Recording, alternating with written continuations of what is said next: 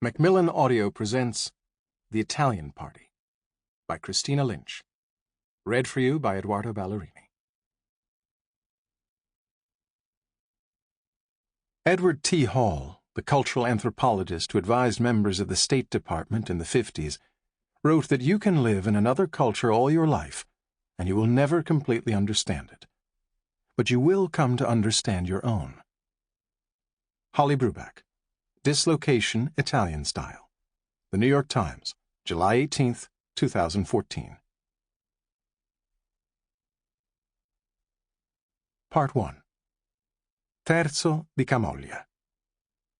Whoever steps into a ristorante or trattoria is expected to have at least a full hour's time and a 3-course appetite.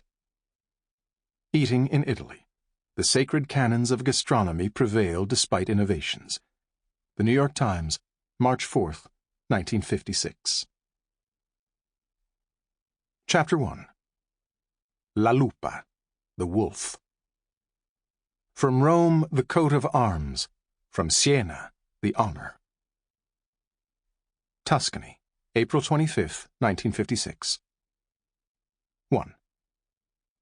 Newlyweds Mr. and Mrs. Michael Messina drove down the Via Cassia from Florence. He at the wheel, she with the map.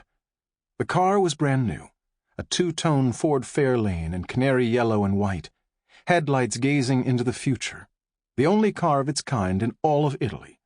It was twice the size of the tiny, drab little Italian matchboxes they were passing, like an eagle amidst starlings. A young girl bicycling home from school along the side of the road, a woman selling wild asparagus at the pull-out, a man tying down grapevines who was stretching his back as they sailed past. They could do nothing but stare, mouths agape, then shake their heads. Americani. It was like they came from another planet. It had been 11 years since the end of war in Europe. Most Italians just wanted to forget and move on. Rebuilding was well underway, yet the scars of war were still evident everywhere, in every sense, if you knew where to look.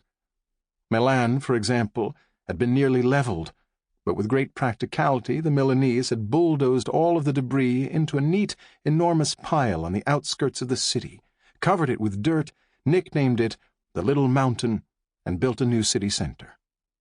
Naples distracted itself with Sophia Loren. In central Italy, the scene of much heavy fighting as the Germans reluctantly retreated up the peninsula, many chose to leave rather than rebuild, so that ghostly ruins were being slowly swallowed by nature.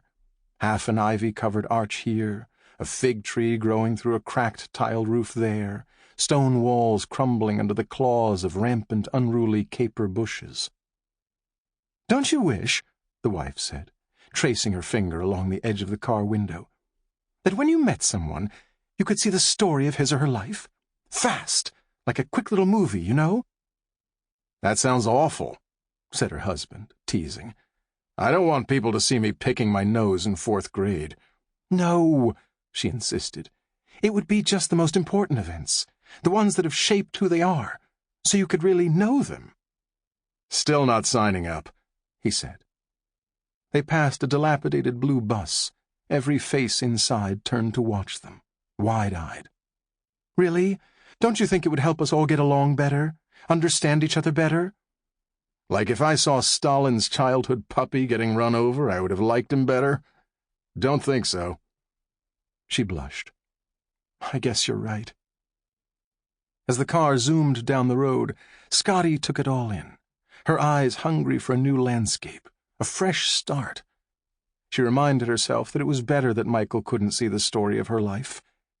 He would never have married her. But she would like to see his. There was so much about him she didn't know. In fact, she really didn't know much about him at all. Where to even begin? "Did you have your teeth straightened?" she asked. 2. Michael and Scottie stood out from the moment they strolled down the gangplank of the sleek ocean liner that carried them and their possessions to Italy. They seemed to have stepped right out of an advertisement for Betty Crocker, Wonder Bread, or capitalism itself. He was 24, handsome, always in a nicely cut suit, camera around his neck. She, barely 20, was a Sample complete. Ready to continue?